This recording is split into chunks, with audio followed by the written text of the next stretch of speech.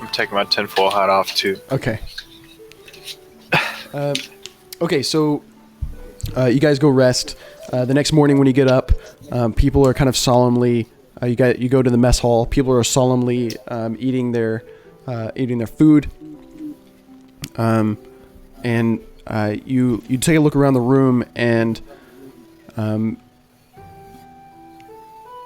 there are a few smiling faces, but it's noticeably solemn. There are people openly weeping. There are tables of students with obvious chairs that are empty, and a lot of the students at those tables kind of glancing at the empty space at the table, reflecting on the students that are no longer with them. You feel it most appropriate to eat your meals in silence.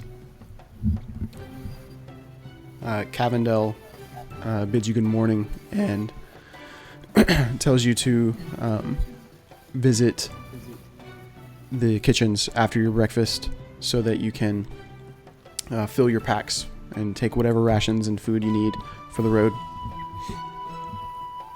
Myrna finds you.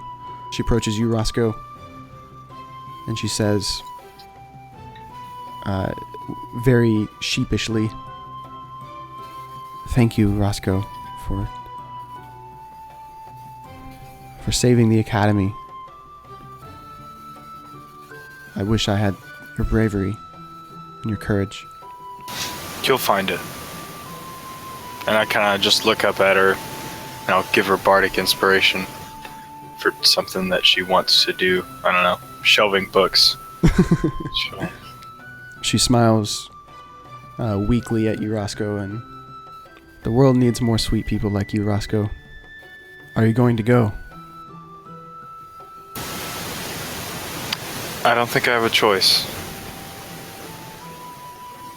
She nods and says, "Well, I hope to see you again. But until then, I will continue my training with Delphine, thinking of you often and your bravery, in hopes that one day I will be half the hero that you are." Especially meaningful to you, since you're mostly used to people calling you a half man, and suggesting that she is half the stature that you are. Like, puff my chest out, blush a little bit. Well, I'll think of you fondly as well. She laughs slightly and she leans down and says, "Be safe, Roscoe," and kisses you on the forehead before exiting the mess hall. As she's walking out, I'm just gonna kind of jokingly say, I could pretty much promise you that that's not going to happen. And she kind of jokingly looks back and says, "Well, you better, because I'll come and get you if you don't," and winks at you this time before leaving the mess hall. There's only one thing I want to do. Okay. Before we leave. And that's go to some shop where I can get a brass brazier, charcoal, herbs, and incense. Okay. And then maybe try to sell, unless Roscoe wants to keep the animal figures or the bird cage. If not, then sell those and get the money, because we may need the money later on. Okay. Okay, so you guys fill up your rations. You take about a month's worth of rations each. You don't have to put that in your inventory just because we're going to fast track over to Morgoth. But go ahead and put into the you go out onto the town, and go ahead and put into the party sheet anything that you want to sell.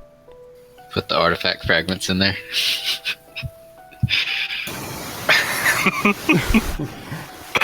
How much can I get for this? Homeless person. I think Is that everything? That's all. Okay.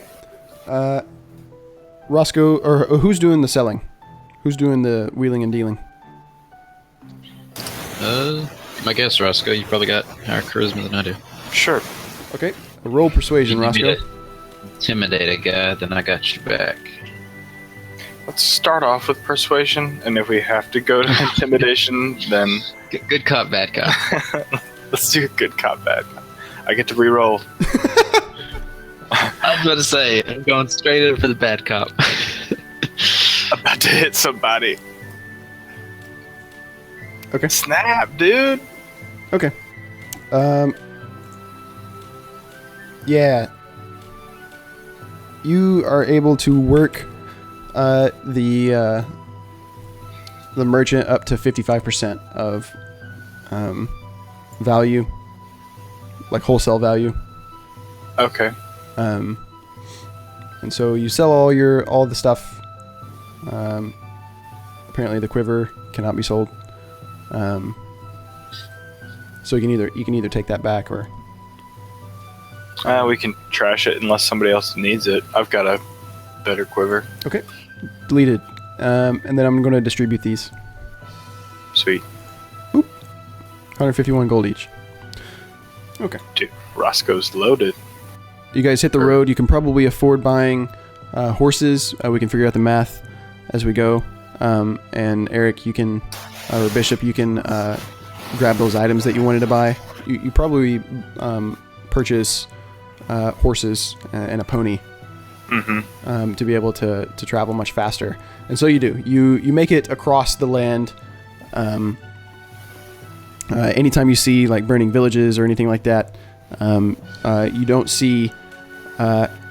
Anytime you see any kind of trouble, and you're urged to go and help, you see at least a squadron of holy defenders or knights of Notany not too far off, and you keep your eyes on the mission, keep your minds on the mission and your eyes on the horizon. You're headed east, riding into the sun in the morning and riding away from the sun in the afternoon and evenings, taking rests, making sure not to ride your mounts too hard.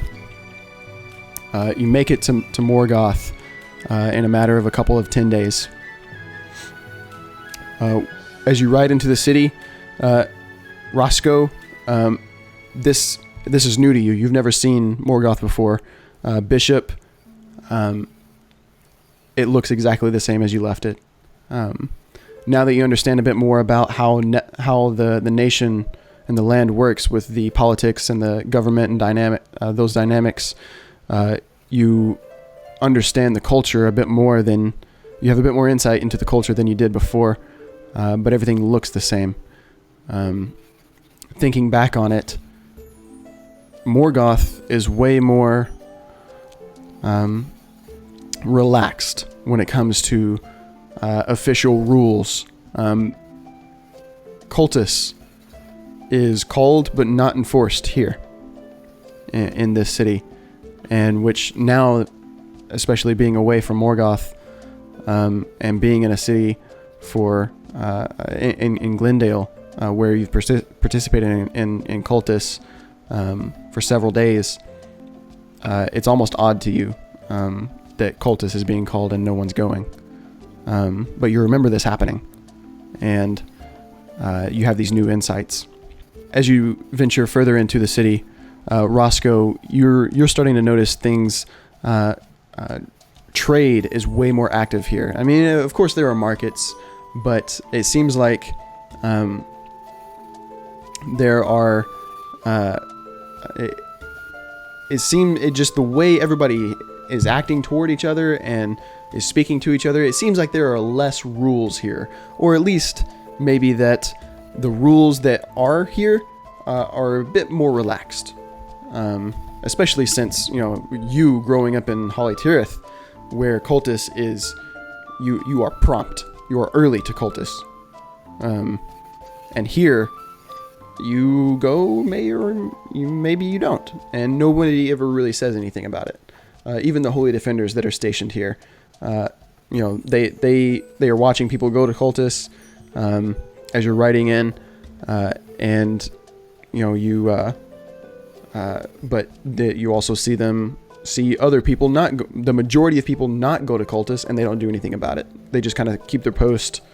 A lot of them have snacks like food, just local food that they're eating as they're kind of standing guard.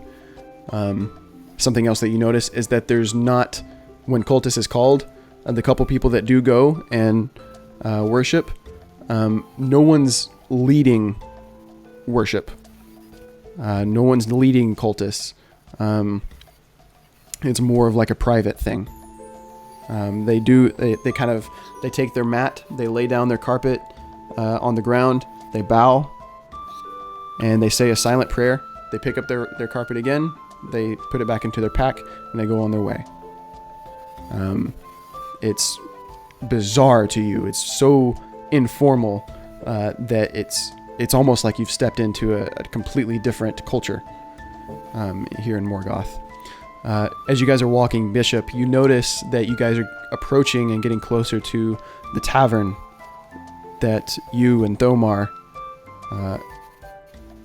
met Hergen, where he was thrown out of the tavern into the ground, into the mud, and picked him up and invited him to go with you on your journey. Almost out of memory for him, you step into the tavern to stay for the night and pay your respects. As you walk in, there are patrons that are day drinking here in the tavern. There are many people gambling, much like you remember it being before. If you approach the counter and ask for a couple of rooms, the bartender gladly takes a little bit of coin, a couple silver each, and gives you rooms. We've been riding a long time, right? Yeah. So I'm probably gonna want to like just sit at the bar, get something to drink and something to eat. Okay. As we were on the ride, I would have liked to have had the little proboscis out and just tried to, not exactly sure what I'm doing with it just yet, but just kind of whittle at it, kind of like a piece of wood almost, as I'm trying to think of what I want to turn it into. So you guys are sitting at the bar, then? Mm-hmm. Yep. A couple things happen at about this time. Roscoe, all three of you realize that there's music playing, that there's a bard here in this tavern playing music for everyone. It's a sound that you've heard before, Roscoe. Not a song you've heard before, but coming from an instrument that you're familiar with. And as you look over to the where the source of this music is coming from, you see a slender, tall half elf man playing a penny whistle, and there are, especially around him, but even throughout the entire tavern, people are really into this music. Even though a lot of them are having their own conversations, everyone is captured and really enjoying this music, and it's really bringing the atmosphere up. You recognize this penny whistle. This is your penny whistle that you lost. There's only one penny whistle that you've ever seen that's been like yours, and this is it. Unless by coincidence somebody has made an exact replica. Bishop, something else happens. You don't really, while you notice the music, you don't really pay particular attention to this penny whistle or the player. A dwarf barges into the tavern through the doors, and he's holding kind of a scroll, and he goes up to the counter, and he beckons the barkeep to come over, and he says, Have you seen this dwarf? I was told that you have seen him, and that I could find him potentially here. Have you seen him? And he lays down the scroll, and the barkeep looks at it, and he says, No, I haven't seen him. And the dwarf just slams his fist on the counter. He says, "Think again. I was told that he spent much of his time here in your tavern. There aren't that many dwarves here. You would remember. Think again and think hard." At kind of the warning in his tone, the barkeep thinks about it and he says, "Actually, I think I have. He was here. As a matter of fact, he owes me a lot of money. I haven't seen him in months. Several 10 days. If you find him, you bring him here. And make sure he's got my money. I haven't seen him since, though." And he kind of walks off. The dwarf just runs his hands through his hair and his beard, shaking his head and just he just looks very tired. How close is he? Or how close is he to me? He's a few seats down. Yeah. I want to speak up and say in Dwarvish, "You look tired. How about I buy you a drink?" A drink would be nice. And I'm going to get up from where I was sitting with Roscoe and move to sit closer to him. He looks at your face and he says, "It's a mighty fine scar you have, human."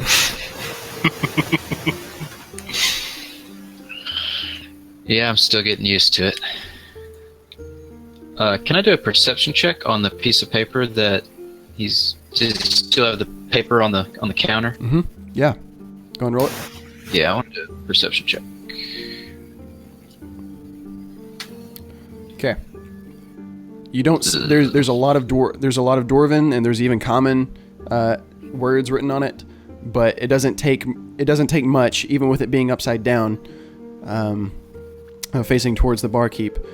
You recognize even the kind of unprofessional sketch that this is the face of your former companion, Hergen Ironhammer.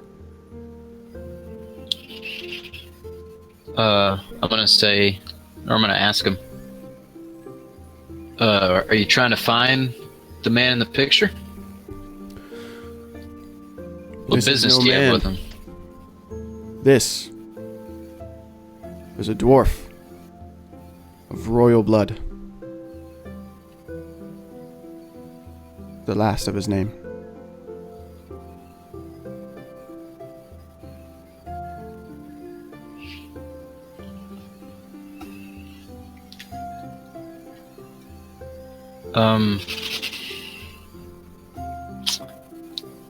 I need to think about what I want to say. Go to Roscoe. The barkeep brings the drinks over, and he cheers to you, and he downs at least 3/4 of it in the first drink. Okay, as we're drinking, I'm gonna look at him in the face and ask, would it surprise you to hear that I once fought alongside this dwarf? He had raised his drink back up at this point, and when you said that, he just a lot of the ale comes out, and he brings the cup back down to the counter, forgotten, and he looks at you open mouthed, and he says, "You know him? You know Hergen? Where is he? Have you seen him lately? Where can I find him?" In the most respectful way I can, I correct him and say, I knew him. His face falls slightly. "What are you saying?" Some time ago, maybe 7, 8 months, I was in this very tavern, and I met Hergen. That's who I assume that is in in the picture. We quickly, our paths quickly intertwined, and we traveled some together, and we were set upon by goblins and wolves, and unfortunately, he didn't make it. Me and my companion, who's no longer with me, we thought it best to respect the body and bury He him. interrupts you with a scream, "Ah!" and he throws his mug, just smashes it against the wall. And the barkeep, all the music stops. Everybody kind of comes out of this like almost like a trance and looks over at the commotion. And but the dwarf notices none of this. He's by himself almost in this tavern, in his anguish. The barkeep comes over and he says, "You're going to pay for that." And the dwarf grabs him by the scruff of his neck, and he brings him in close and he says, "I don't think so. Not this time." And he lets go of him, and he storms out. I slide 5 gold to the bartender and apologize, and walk out the bar, following the dwarf. Okay. He's just very infuriated at this point. He doesn't realize that you're following him. Just so you know, I'm splitting the party. I'm gonna stay in the bar. Okay. I'm keeping eyes on the bard. Ho there, dwarf. I understand that this is difficult hearing. I was unaware that I only knew Hergen for a short period of time. He didn't talk much about his family. Are you kin to him? He turns around and his anger is suddenly turned to great, deep sorrow and depression, almost like he's lost. And he says, "No, there are none left. I'm from Mount Phenol. The demons of Orcus found their way into our minds in the lower parts of our city. They slaughtered. We fought them, we killed them. But they just kept coming. The reinforcements are endless. They slaughtered women and children and killed our bravest men. Many families escaped. We had to leave our home. The royal families. They made sure that the rest of us got out first. They were truly noble. But one by one, the families fell. Every last one of them. The Iron Hammers with them. If we could only have recognized our folly, we would not be in this predicament. It was only after this that we realized that we needed them, not just for their leadership, but there is deep magic in their blood. There is an artifact, human, of great power, created by our god, Moradin. There is an instrument that will activate it, but only one that was in a bloodline that was in communion with Moradin at the time of its creation can use it. Hergen Ironhammer was our last hope for this. And now it is lost. Do you know of a way to reach beyond the veil and try to bring forth that which is dead? I believe I know where Hergen is buried, and if he's the last of his bloodline, it complicates things. You speak of the anchor, I'm assuming. His attention perks up and he says, "How do you know of such things? The anchor is a dwarven legacy." I come from Glendale. I'm not sure if you've heard, but Glendale has been besieged by demons. I'm guessing very similar to Mount Phenol.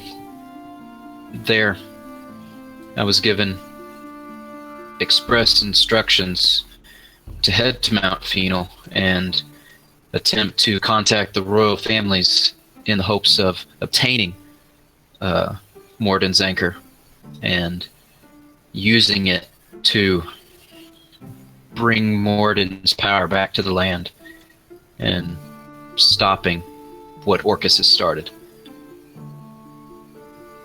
It may be lofty of me to say, but I think this is something that I, with help with my friends, and I turn back to the tavern and point just at the tavern.